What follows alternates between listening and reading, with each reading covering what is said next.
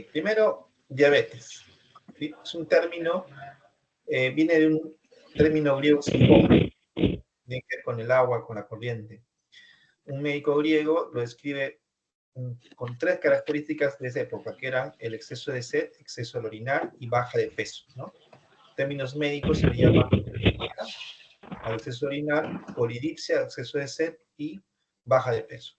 Y se agrega algo que es polifagia, que es exceso de apetito. Son características clínicas que los médicos antiguos tenían en mente con el paciente que sospechaba diabetes. Pero esta enfermedad es mucho más antigua. Se conoce incluso desde la India y por lo que tenía una característica, que la orina era pegajosa, ¿no? Le llamaban magneja, como la miel, le decían. Era lo que el exceso de azúcar se podía eliminar por la orina. Siguiente. Por favor, si pueden silenciar los audios, que hay ruido de fondo, por favor, ¿Hablas gracias. de escuchar así? Qué raro. No, el tuyo no, Doc, los participantes, por favor. Ahí, ya, ya. Correcto. Ya se Bien. realizó ya. Gracias. Siguiente. De acuerdo. Bien, ahora, ¿cuál es el motivo? ¿Por qué se produce esta enfermedad llamada diabetes? ¿Sí? Entonces, yo suelo conversar con mis pacientes y les suelo explicar de diferentes maneras, a veces dibujamos todo esto, ¿no? Hoy tenemos maneras más creativas, entonces les quiero explicar de esta forma para que todo el mundo pueda entender. Y de esta forma, es decir, la sangre es un medio de transporte, ¿no? Lo pongo que es como un río porque está circulando por todo el cuerpo. Transporta esencialmente dos cosas fundamentales para las células humanas, la vida en general como conocemos orgánica. Una es el oxígeno y otra es la glucosa, que llamamos la energía y la respiración, ¿no? Digamos que fuese un río, como las arterias están circulando, ¿no?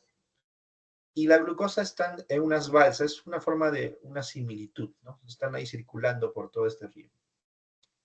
Y las células, hablemos de todos los órganos, porque la sangre llega a todos los órganos, células en el corazón, en el cerebro, los músculos, y hepáticas, renales, todas. Son como casitas en el borde que están ahí, donde debe entrar esta glucosa que está en la balsa. Entonces, digamos, damos cuenta. Para que esta glucosa pueda ingresar a esta célula casa, llamémoslo así, tiene que tener una especie de un mediador, una llave. Esta llave que abre la compuerta para que entre la glucosa se llama insulina. Y esta insulina se ubica en el páncreas, ¿no? Entonces, hay unos dibujitos que van a entender de esta manera que cómo es que puede entrar la glucosa. Siguiente. ¿Qué sucede en la diabetes? Y ustedes van a escuchar varios términos y todos son lo mismo, pero de otra manera. Es decir, por ejemplo, resistencia a la insulina, prediabetes, ¿no? Así le llaman algunos, intolerancia a la glucosa. Son términos que al final quieren decir lo mismo. En este caso, resistencia a la insulina, y estamos hablando específicamente de la diabetes tipo 2, para no confundirnos con la diabetes tipo 1, que es otra cosa, que no es el motivo de la charla, solamente la tipo 2. En la tipo 2, que comienza como una resistencia a la insulina, esta puerta no se abre, no funciona esta llave. Es como que algo pasara y no puede entrar, se malogró, se rompió, algo pasó. Entonces, el cuerpo humano, ¿qué hace? El páncreas fabrica más llaves en su afán de abrir, romper la resistencia a la insulina que tiene en este caso la célula, porque no puede pasar la glucosa. Y de esa manera aumenta el nivel de insulina, que a veces se puede medir en la sangre y algunas veces se solicita en ciertos casos, no es que todo se debe solicitar, cuando hay algunas cosas específicas. Cuando este proceso ya no se revierte, hablamos de diabetes como término actual. Entonces, a pesar de que la insulina está en la sangre, incluso un poco más inicialmente, ojo que esto es algo dinámico, esto no es siempre así, es decir, el páncreas, al producir la insulina, llega a un punto en que también deja de hacerla, ¿no? Porque ya se agota, como lo llamamos. Las células pancreáticas, las células beta pancreáticas, terminan ya no produciendo insulina. A pesar de esto, no entra la glucosa y produce un daño porque la glucosa, al circular sin control en la sangre y sin poder ser utilizada, podemos hablar en términos más coloquiales, como que se pega a las células, se pega a las arterias, se pega, como decir, no sé si llamarlo bien o mal, como un chicle que se pega y causa un daño, ¿no? Un daño orgánico, un daño que lo vamos a ver posteriormente en cada órgano.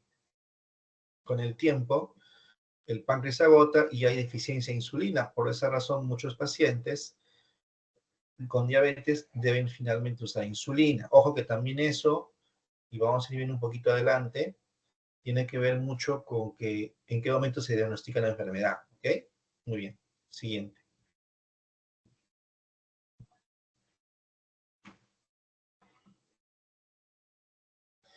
Ok, entonces, ¿cuáles son los factores de riesgo que uno puede existir para que aparezca diabetes? Entonces, principalmente el peso sobrepeso es harto conocido, es un tema global, ¿no? Sabemos que los países desarrollados tienen más obesidad incluso que nosotros, que estamos por ahí.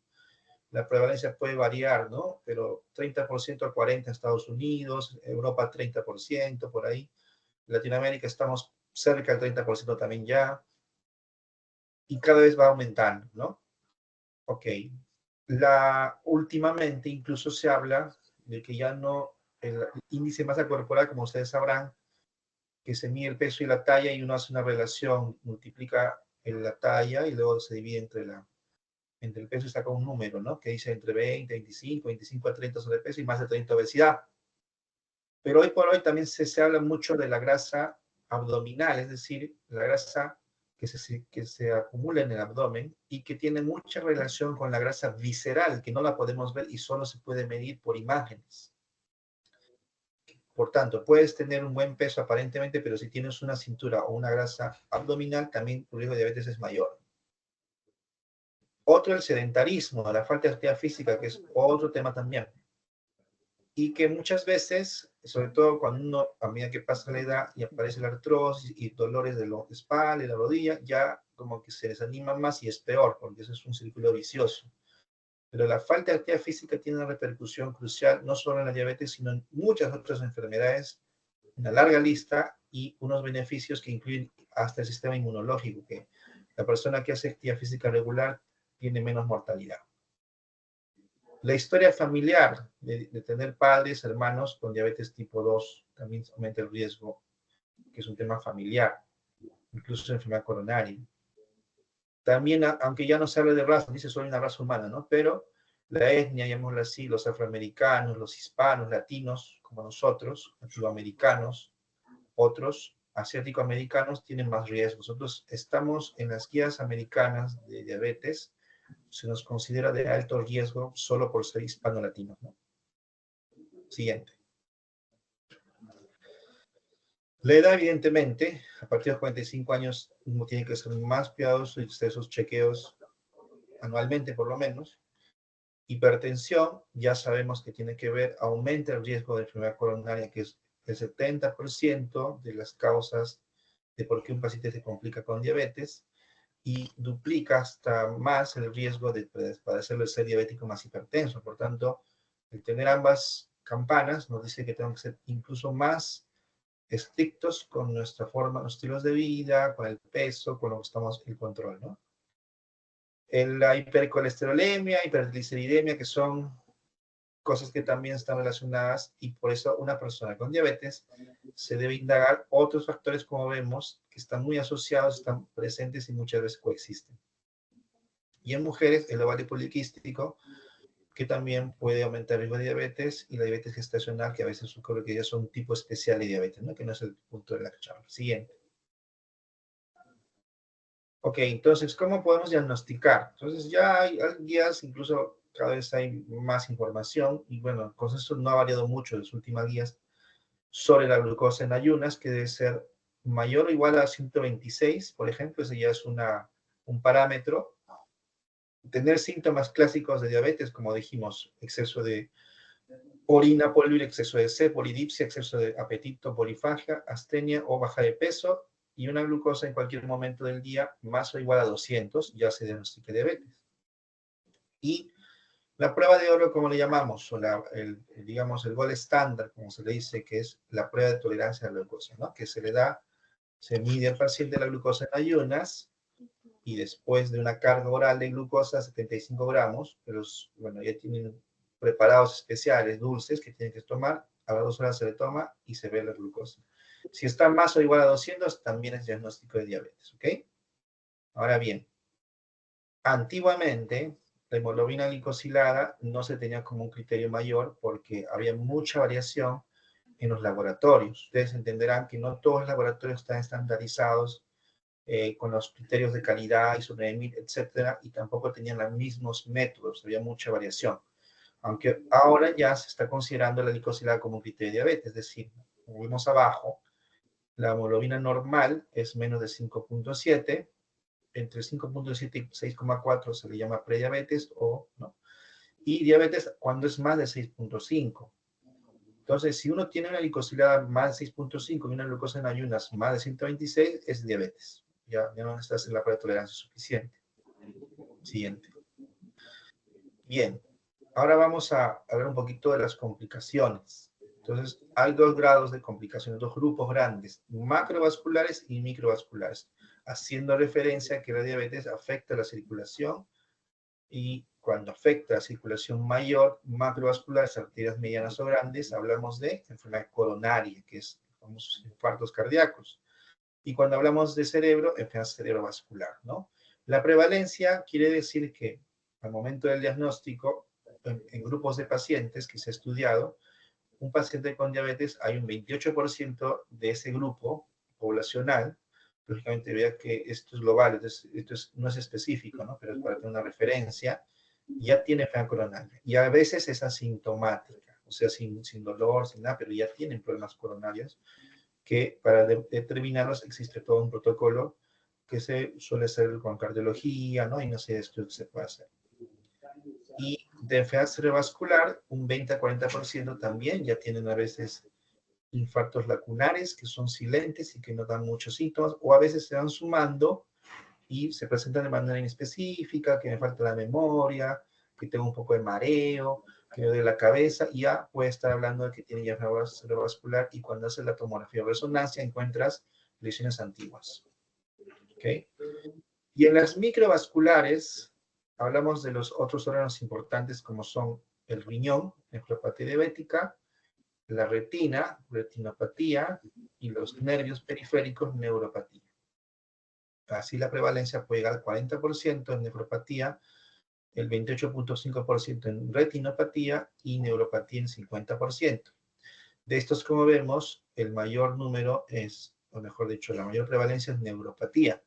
La neuropatía, ¿cómo se manifiesta? Generalmente con adormecimientos, hincones, hormigueos en manos y pies, ¿no? Lo llaman como en guante, ¿no? Una sensación de un guante o bota, ¿no? Ahora bien, existen obviamente otras series donde te hablan que las personas que debutan con diabetes, el 50% ya tienen lesión en la retina. Entonces también, es decir, cuando uno ya diagnostica diabetes, suele ser la punta del iceberg, quiere decir que ya ha estado tiempo atrás dañándose, en este caso, los órganos, ¿no? Siguiente. Hola. André, ¿no? ¿Cuál es el riesgo cardiovascular en diabetes? Acá hay un estudio que quería compartir brevemente, que se hizo en España, con 101 pacientes. Ahí están las características de los pacientes, la edad de 57 a más o menos 6 años, ¿no? La prevalencia era más varones que mujeres, 10 años de diabetes, glicosiladas entre 7 más o menos 1,4, antes también la cardiopatía isquémica, etc. Entonces, se sabe que de un grupo de pacientes con diabetes, su riesgo cardiovascular es elevada, ¿no? Basta que tenga uno diabetes.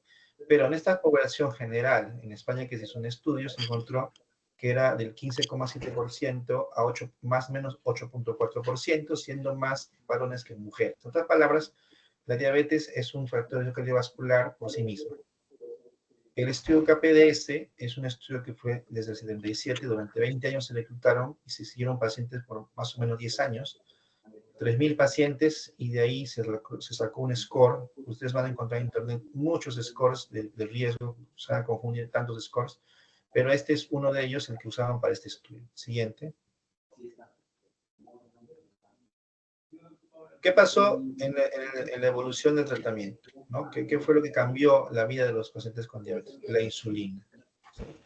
En la siguiente vamos a hablar sobre lo que es los otros medicamentos que se utilizan, pero la insulina fue descubierta en ese año, en 1921. Fue interesante la forma como se hizo, porque dos investigadores ligaron el conducto pancreático de un mono, haciendo una pancreatitis artificial, y con ese páncreas tuvieron un líquido que le inyectaron una cachorra, una perrita diabética, y eso redujo la glucosa en 2 horas. Entonces ellos descubrieron de forma empírica lo que es la insulina, ¿no? Esta cachorrita llamaron Marjorie. Fue el primer animal que vio con la inyección del extracto de estos dos investigadores, si no me acuerdo, son de Canadá. Finalmente la perrita, pues cuando se acabó la insulina, digamos, del mono, pues falleció, ¿no? Pero fue el primer punto, el primer paso, ¿no? Para el desarrollo de la insulina. De ahí vinieron muchos más estudios, investigaciones, y finalmente tenemos insulina ya recombinante, es decir, que utilizan bacterias para producir insulina humana, ¿no? Ya es mucho más especializado, por el momento, otro tema mucho más complejo. Siguiente. De los fármacos, hay, como ustedes ven, una lista, hay, por lo menos veo 4, 5, 8 grupos de fármacos diferentes. O sea, se han ido desarrollando la industria muchos fármacos de diferentes tipos, empezando con la metformina, que es el fármaco más conocido y el más útil, dado que todos los estudios finalmente comparan con metformina. Entonces, metformina, digamos, es la base del tratamiento para diabetes, antibióticos orales, por supuesto, ¿no? Que también tiene obviamente sus consideraciones. Luego están las sulfonimurias, que son las que trabajan el páncreas, ¿no? Que son como ahí se menciona, la glutazida, la glibenclamida, ¿no? Que estamos acá, sulfonimurias, no sé si pueden ver ahí, glibenclamida, glutazida, que son moléculas que son las que comenzaron y la que utilizó el estudio PDS inicialmente. Con el tiempo, estas pastillas se demostró que era un riesgo porque producían demasiado hipoglicemia en los pacientes, muchos efectos secundarios, y por tanto se dejó de utilizar las sulfonidas de primera generación. Aparecieron de segunda generación, como el dimepiride, que todavía se utiliza, si no recuerdo el diabenese, o el diabetes también me parece que es dimepiride. Y luego aparecieron muchos más fármacos, ¿no? Inhibidores de la DPP4, que actúan en diferentes lugares. Por ejemplo, este inhibidor de la enzima DP4 que está abajo, citaliptina, vidaliptina, saxagliptina. La actividad sexual también cuenta como actividad física. Estas son medicamentos que actúan a nivel de una enzima que degrada las incretinas que tienen que ver con la degradación de la insulina, ¿sí?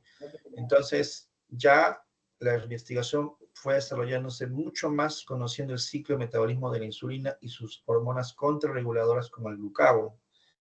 Por ejemplo, los agonistas receptor GLP-1 también tienen que ver con eso.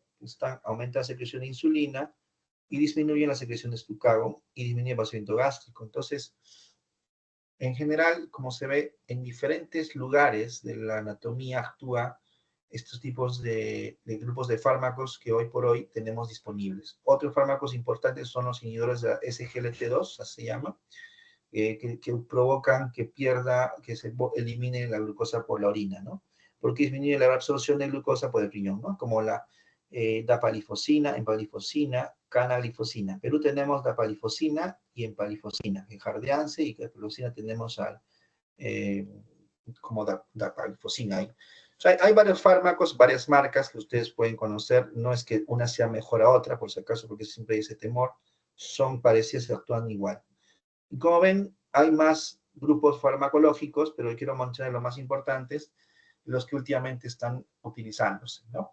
Pero no basta con eso, ¿no? Sabemos también que hay otro aspecto que tenemos que tomar en mente, dado que los fármacos, aparte que son costosos, aparte del tema de la sostenibilidad, tiene un tema que puede efectos secundarios. En cambio, la alimentación, la actividad física, el dormir mejor, el tener educación terapéutica, como que ustedes estarán comprendiendo un poquito más la enfermedad, el apoyo psicosocial en casa, disminuir el estrés, manejo del estrés, del trabajo, terapias de relajación y el autocuidado en sí, que es la automotivación, también tienen un peso importante y quizás mayor que los propios fármacos.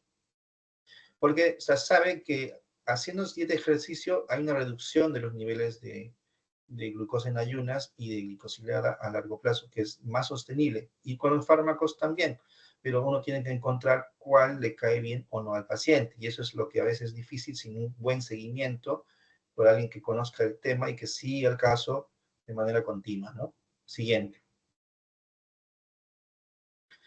Y este cuadrito sale de un grupo europeo, español, que hace como un resumen de todos los fármacos. Como ustedes ven, hasta uno se marea viendo esto, pero son dos grupos, ¿no? Es decir, ¿cuál es la meta que uno tiene? Es decir, si mi idea es bajar la glucosa en ayunas y bajar la glicosilada, hemoglobina glicosilada, que ustedes ven abajo, en la mitad, hacia abajo, HbA1c es la hemoglobina glicosilada, se denomina. Quiero que esté menos de 7, que esté entre 7 y 9 el paciente, o está más de 9. Entonces, según cada uno de estos, uno dice escoger este fármaco, aquel o aquello. Pero sí hay que entender que cuando una glucosilada está más de 9, es decir, uno puede saber, los datos están ahí abiertos, uno puede pedir los datos y los puedes tener de cada uno. Si ustedes tienen glicosiladas más de 9, ese es de alto riesgo. Y muchos de ellos tienen que entrar ya a insulina y no empezar con pastillas, sino empezar con insulina porque hay que ser más agresivos, dado que se está muy relacionados sus niveles con complicaciones en mediano plazo, no digamos corto plazo, pero mediano plazo.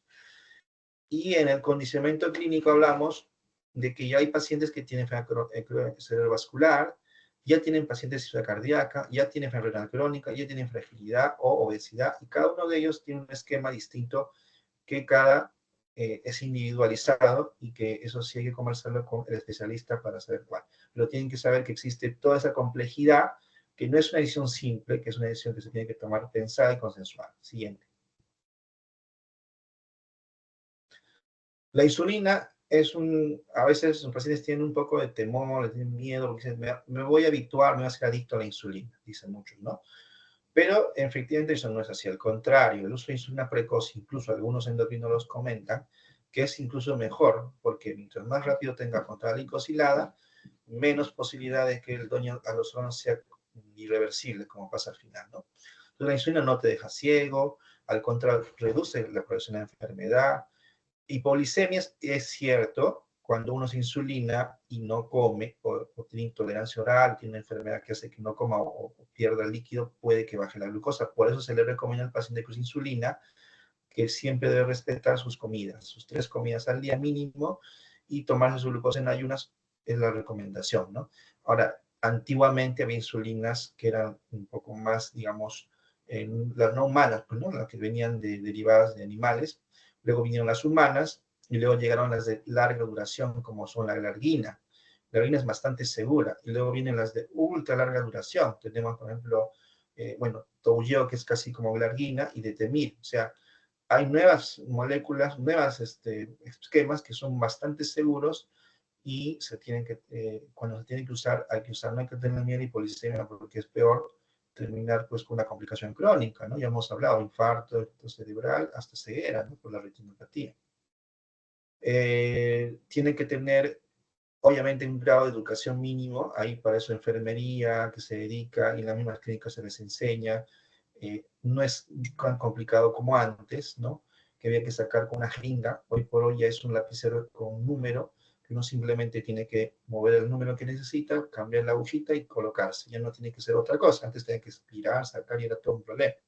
Y el problema de la glucosa baja era porque había mucha sobredosis, pero hoy por hoy eso es muy poco probable. Lógicamente, pues tiene que ver bien, pues no el número que están marcando, porque así no puede haber. Y eso es cierto también, especialmente en las personas mayores, tiene que tener alguien que lo supervise. La insulina no deteriora los órganos en absoluto y tampoco duele. La aguja es muy delgadita, casi ni se percibe, y es cuestión de utilizarla, ¿no? Siguiente. Bueno, ya estoy terminando.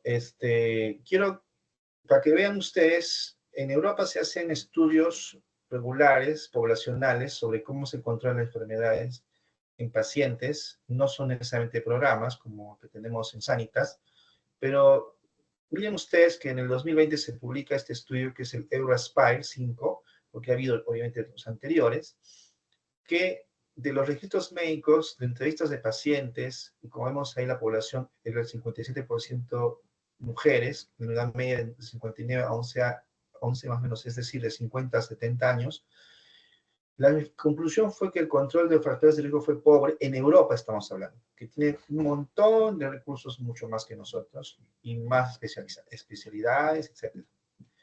De ese grupo que tenían diabetes de alto riesgo, 18.1% eran fumadores. O sea, diabetes y fumar ya es comprarse todos los boletos para hacer un infarto, ¿cierto? 43.5% obesos, hasta más que la población media. 63.8% obesidad central, que ya hemos dicho que también es un factor de riesgo independiente. En los pacientes hipertensos, que están en este grupo, no todos eran diabéticos hipertensos, 47% alcanzaron la meta, que es menos 140 en este año, miren, y las nuevas guías incluso son más estrictas, porque nos dicen que tiene que ser menos de 130, o sea, aún más. Solo casi la mitad tuvieron la meta, el resto no estaban controlados. En pacientes con dislipidemia, 46.9% estaban controlados, nada más, no llegaban a las metas que sabemos. Y en pacientes con diabetes, solo 65% lograron la meta de que sea menos de 7. Es decir, 35% de los pacientes, un tercio, no lograban las metas en Europa. Entonces, puede haber otros factores, no necesariamente que tengan que ver con los fármacos, que sea bueno o malo, sino con los estilos de vida, que es lo que siempre decimos, que tienen un peso importante y quizás mayor incluso para poder controlar la enfermedad. Entonces, esto es reciente, digámoslo así, antes de la pandemia, casi por ahí, pero ya nos demuestra que no es simple lograr las metas. Sigamos. Finalmente, conclusiones. Entonces, la enfermedad, la diabetes tipo 2, que es lo que estamos hablando, es crónico, no se cura, solo controlamos. El control de diabetes se establece mediante la evolución de los síntomas del paciente, es decir, lo que el paciente declara al momento de hablar con el médico, cómo se siente, cómo va su peso, cómo va su energía, cómo van sus otros factores de riesgo, sus niveles de glucosa en ayunas, que para eso hay ya medidores incluso en domicilio o se puede tomar en la clínica, y la hemoglobina glicosilada, que se recomienda que se tome cada 3 meses inicialmente, ¿no? Para estar seguros que la curva es hacia abajo o que no suba. Y un paciente que vive con diabetes necesita evaluar el daño de sus órganos. Es decir, una persona que se diagnostica diabetes tiene por fuerza que revisar cómo están sus órganos en ese momento. Por ejemplo, un médico tiene que ver, evidentemente, para orientarlo y empezar a revisar el tema, ¿no? Según la edad y según otros factores de riesgo. Yo sugeriría que no por lo menos oftalmología. Hay que verse el oftalmólogo para ver la retina y ver si tiene ya retinopatía, porque eso se puede, digamos, prevenir en el sentido que con una acción del oftalmólogo, a veces por láser, puede evitar que progrese y termine en ceguera. Que como ya hemos hablado, muchos pacientes que debutan con diabetes, 50% con retinopatía, perdón, ya no sabían que tenían diabetes, la mitad. Cardiología por el tema de enfermedad coronaria temprana, sobre todo si uno de ustedes tiene antecedentes familiares, hermanos, padres, abuelos, a partir de los 40 ya hay que estar controlando los factores de riesgo y cuando el cardiólogo considere, porque eso tampoco es que yo he escuchado, van a veces a consulta, doctor, quiero que me hagan esto, eso no es así. Hay un especialista que tiene que ver el riesgo cardiovascular, hay unos scores incluso latinos, hay estudios, el Global Risk, que lo encuentra en internet, es un medidor para ver cuál es tu riesgo. Cuando es un riesgo moderado intermedio, sí amerita, ¿no? Y si tienes síntomas aún más, pero si no, no, solo es control de factores de riesgo. Todos finalmente vamos a tener algún grado de enfermedad coronaria porque es parte de la evolución natural de la vida. Las arterias se van endureciendo, la presión va subiendo y se va obstruyendo en algunos más rápido que en otros. Solo que la diabetes lo acelera, en ese caso. Y podología por el tema del pie diabético. Siempre estar chequeando, cortarse bien las uñas, revisar bien que esté todo en orden los pies, porque a veces ya no sienten por la neuropatía, por eso no consultan.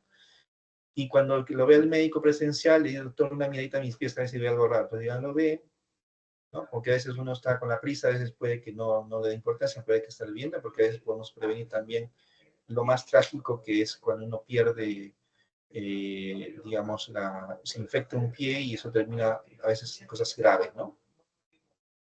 Un paciente que se controla adecuadamente con glicosiladas en metas, factores cardiovasculares, lípidos en metas, su presión controlada, que hace ejercicio física, que no sube de peso, que se mantiene un peso más o menos adecuado, su riesgo es casi como el de una persona que no tiene diabetes. Yo les puedo comentar que tengo pacientes, y tengo, bueno, iba a ver a domicilio antes, en otro momento, 93 años con diabetes, poniéndose insulina todos los días. Y tengo actualmente un paciente con 60 años que ya tiene secuelas de diabetes, tuvo un infarto mucho antes, ya está discapacitado por la diabetes, ya no ve bien y está internado por una neumonía, 60 años.